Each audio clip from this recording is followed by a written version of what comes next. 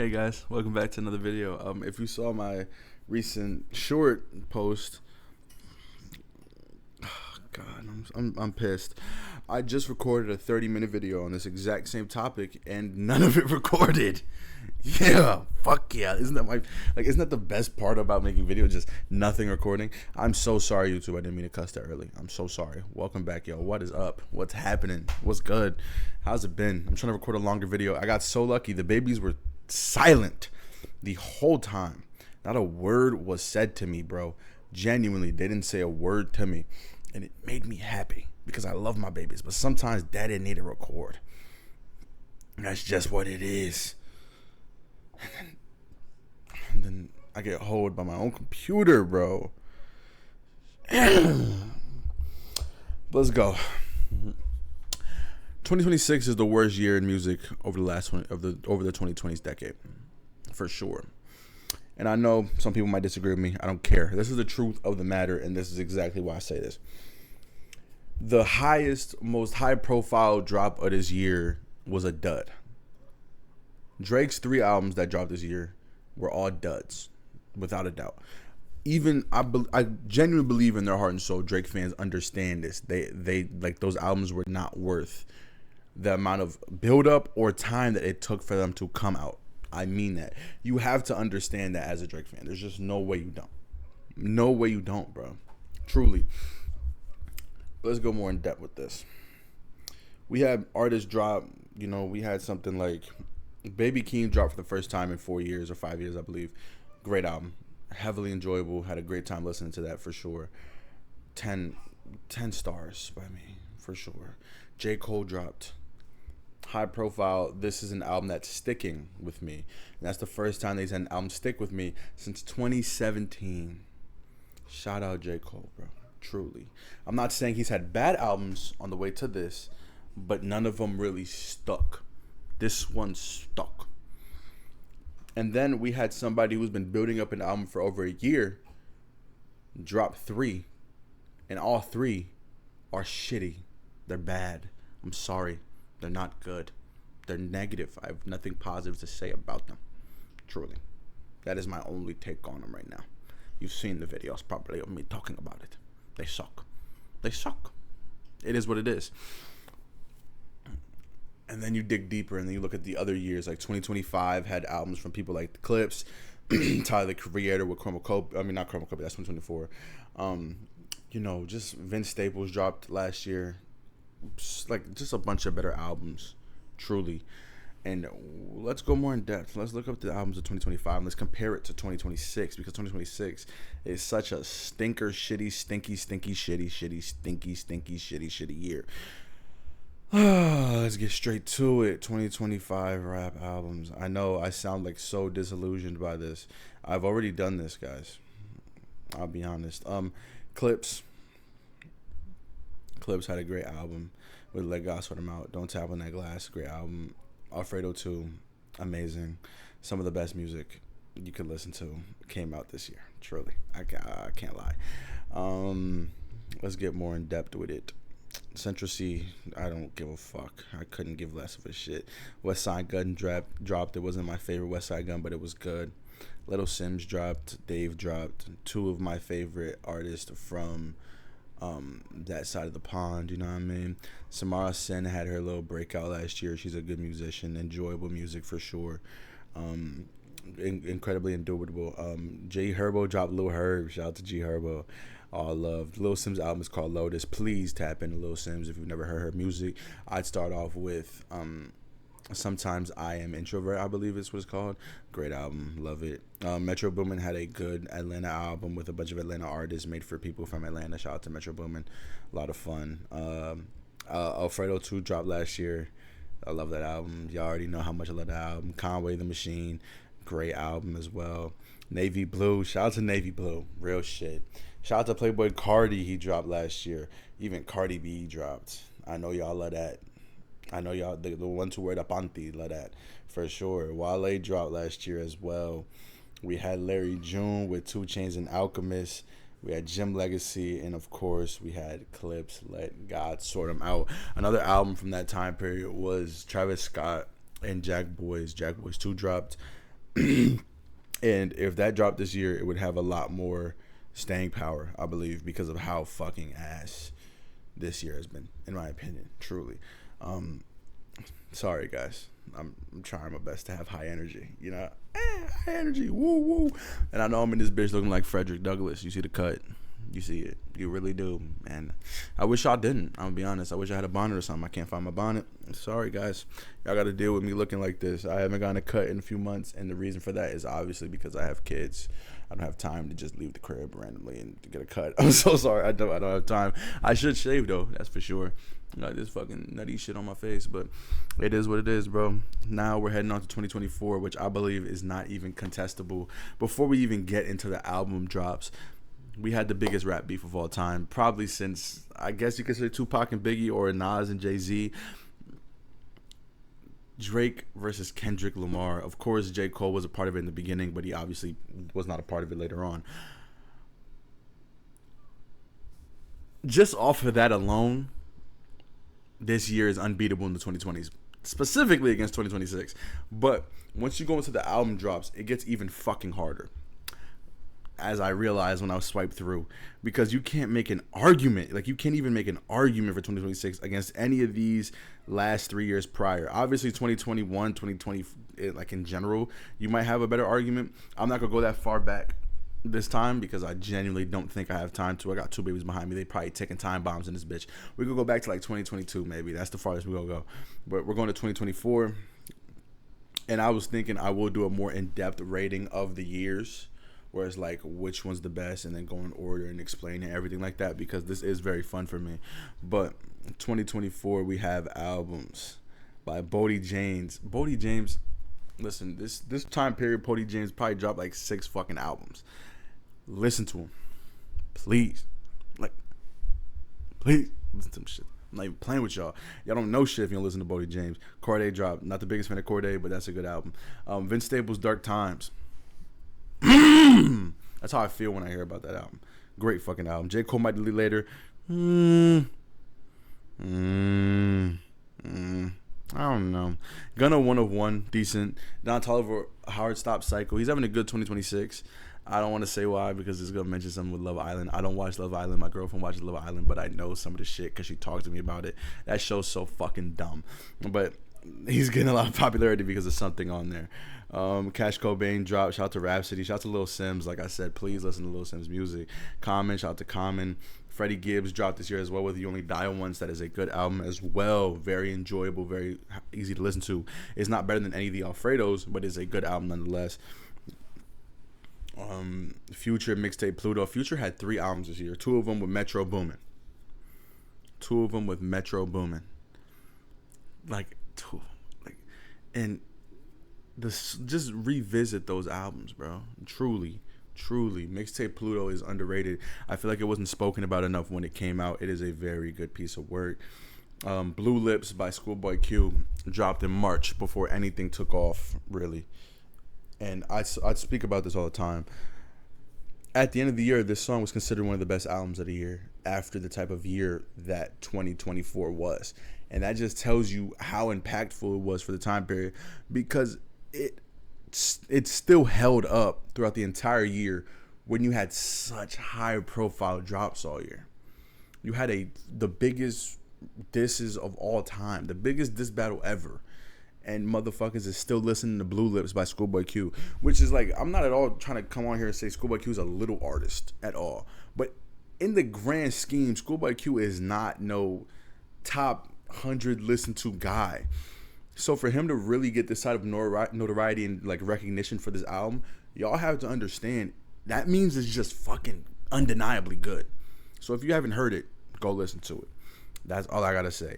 Glorilla had her blowout this year. You know, she had her best year. Shout out to Glorilla. Have fun. I don't have anything negative to say about her. It's a positive year for her, and I hope that it continues, I guess. I'm not the biggest fan, but like her music's fun. It's definitely fun. Tyler, Chromacopia, fun album. Very fun as well. Very fun, very good. And this is another example, obviously, on a different tip, because Tyler, the Creator, is obviously a bigger artist than Schoolboy Q at this current time period. But this is right after the diss tracks. he comes through and he has the rollout for this album, and it is still up there. Like, being able to drop music and not have it forgotten during that time, bravo. Because everyone is still talking about Drake versus Kendrick at this time, and he drops that shit, and it's like, okay, like, what can you can't deny it. It's a great album. There's still a lot of listenability with that album. It is an easy to listen to Tyler album, which isn't common. It's not uncommon, but like still, it isn't the most common thing, especially for like a lot of people who don't listen to alternative rap type music or like outside of rap type music. It is very listenable still to this day. I still go back to it pretty regularly. Number 3, they have Doechii, Alligator Bites Never Heal. I feel like she is one of the more overhated artists in the world. 2024 was her year for sure, but I will say she hasn't dropped much since then. But also, I feel like the hatred that people have towards her is very rooted in racist sexism. I'm gonna be honest, like, I don't like black women that much, and a lot of her music is like very brash and good and very enjoyable. She's an incredibly talented vocalist, so like when you hear somebody like that, you're gonna hate. And then also, she dropped a song that everybody was asking her to drop, and then when she dropped it, y'all act like it was ass. So like, I don't know what to tell y'all. Like, she did what people asked her to do. They were all in her comments like, oh, drop that, please. Drop that Anxiety, John. Yeah. Drop it, please, please, please. And then when she dropped it, it's, oh, this shit sucks. This is the worst song ever, bro. Then don't ask her to drop it, bro. Like, what are y'all doing? And we understand what it is. Y'all just don't like her. So y'all want to find a way to hate on her. It's one of those things. But hey, I still think she's a good artist, and she could have a resurgence in this year or the coming years. But that's not really the topic of this conversation. Like I was saying before, though, number 2, they had Future and Metro Boomin. We Don't Trust You. Great album. And we know who this album is about. We know it's about. It has a lot of songs that still hold up to this day. Y'all see that bottle in the corner just fall down? Yeah, she just pushed that shit out of her mouth. Good eats, good eats. But yeah, Side the Future, Metro Boomin. And then number 1, of course, we have Kendrick Lamar, GNX. I still revisit it every day. Not every day, let me chill. But yeah, I still do revisit it. Very easy to listen to. It's the easiest to listen to Kendrick album probably ever for like people who are not trying to think too much while listening to music. And that's the best way I can like explain it, to be honest. The Super Bowl. Every time I hear this album, I think about his Super Bowl performance. Very good. And it's like one of the only Super Bowl performances where he's not out there just singing his most popular music. He had a story to tell, and he had his own way of telling it, and he told it, and it worked very fucking well. So shout out to him, and I believe it is still the most watched Super Bowl performance of all time. But yeah, this year is way fucking better than 2026. I'm so sorry. Way fucking better. Not even a debate, bro. It's genuinely not debatable, bro. I'm sorry. I'm so sorry. Let's get to 2023, though, because I'm disillusioned. I'm sorry, guys. I'm so disillusioned because I came in this bitch and I really put my heart and soul and I put my heart in this. They had Scaring the Hoes, Utopia, Mike by Killer Mike. There's a lot of albums up there at the top that are really critically acclaimed and cared about and looked out for. They had albums by Tizo, Touchdown, Sexy Red. I don't want to talk about her because you already know how to feel about her, but just so in case you don't know, I dislike Sexy Red for a few different reasons. One of the biggest reasons is because she is literally built to be a stereotype, and I hate that stereotype that they have for people. I understand that you want people to feel like bad bitches, and that is completely okay. You can be a bad bitch, but that doesn't mean you have to be controlled by penis, and that is her entire persona. Her entire persona is her being controlled by penis and men. Her whole thing is liking men and chasing men and wanting to twerk on men and just being ratchet and disgusting. And I don't mean that in a disrespectful way. She's just that. That's just what she is. And she's also extremely idiotic because she goes on to, promote conservatism as a black woman. Like, I can't get behind her. I tried really hard to enjoy her music. I understand people who do enjoy her music because at its very base level point, it is very empowering for women to just have music they can dance to and have fun to, of course. But when you actually deep dive into who she is, it's like, oh, she fucking sucks. Like, she's like, not even her music, just her as a person fucking sucks. And like, I would hate to be around her in any situation. Truly, I'm so sorry. But yeah, that's how I feel about Sexy Red, guys. I'm so sorry. I'm so sorry. Oh yeah, 2023 though, it did have a bit of low points. For all the dogs, Scary Hours, that shit was I guess. Jack Harlow dropped. I guess it was fine. But we had a few things from West Side Gun. Rod Wave dropped an album. V's dropped Ganger. That's a good album. Larry June had a great album with The Great Escape. Destroy Lonely had his little breakout. So did Travis Scott with his album Utopia. Obviously, it's not a breakout because of Travis Scott, but he had an album that brought him back into the precipice of things. Very enjoyable now. When it first came out, I was kind of disappointed, but it is decent. That's what I'll say. It is a decent album. I'm not going to come on here and say it's monumental or life-changing. It's decent. Gunna, Gift and the Curse, that's a good album. Tizo Touchdown, How Do You Sleep at Night? Like I said prior, please listen to Tizo Touchdown's music. He's a great musician, very creative, very cool. Ice Spice dropped, and I feel the same way I feel about Ice Spice. Not on the same level, of course, because she's not as much of it, but like her music is very base level and basic and trash. Like you can be a woman artist and rap about that type of stuff while also being good. Like Cardi B is a good musician. Megan Thee Stallion's a good musician. Like these are good musicians who rap about the same subject matter, but it's not as ass. I'm sorry, Ice Spice music fucking sucks, and I don't know why this list has it so high. But shout out to Killer Mike Michael. It won the Grammy this year, which was very controversial to some people for some reason. It's better than Utopia. It's the best album of this year for sure, and it deserved the love it would get. Finally, though, we're ending here, 2022. Her Loss by 21 Savage and Drake. We had Nas, I believe he dropped King's Disease 3 this year. Great album. Shout out to Nas. When you have an artist that's been around for 30 plus years, consistently dropping music, and none of it is bad, you have to just tip the cap. Nas stands the test of time. Amazing artist. You have to give him all the flowers. Genuinely, all the flowers. He deserves it. We have Mr. Morale and the Big Steppers, which is a fucking nuke. I'm sorry. It is the best album. I'm being honest. I think it might be the best album of the 2020s. Period. End of the sentence. End discussion. Best album of the 2020s. And I wouldn't usually say that about an album that is longer than 16 songs. It has 19, but it's a double-sided album, and it had been around 7 years. No, not 7. 5 years. It actually might have been.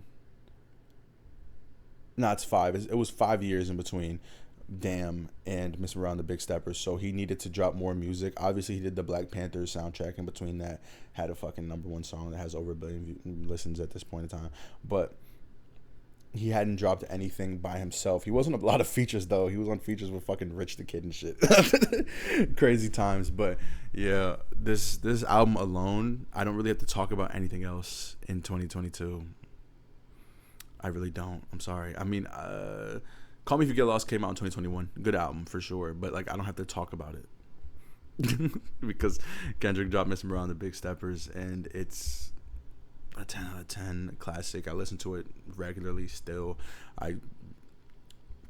When you really understand, or like I'm not gonna come out here and be pretentious. I'm not being like, oh, you really gotta get music to get this, because obviously it's one of the more listened to albums of this decade, so a lot of people get it. But when you really sit down and listen to an album and it makes you reevaluate how you view yourself, that's how you know you really listen to some shit. Like I listened to that and I was like, wow, do I need to go to therapy? Like that's the type of shit he was on in this album, and the videos around it, especially with Count Me Out. The Count Me Out video is like groundbreaking, like truly groundbreaking, because it really encapsulates that feeling that he is trying to capture during this time period, especially with this album. And basically speaking about his hiatus for those 5 years, where he's like, I wasn't out of music just because I wanted to be out of music. I really had to find myself. Like I was genuinely in a bad place. I had to find out who I was before I could even come back here. And like seeing that from literally one of the biggest artists in the world is crazy. But yeah, man, I hope this video recorded. If it did, you're gonna see it. If you didn't, you won't see me ever again. I'm not fucking like I'm quitting. I'm not recording another fucking video. Thank y'all for tuning in, YouTube. Please ignore the cusses, bro. Y'all have to understand human emotion, please. I'm just angry. I'm just a little mad. I'm just a little. I'm not even super mad. I'm just a little mad. I'm gonna see y'all next time. Peace.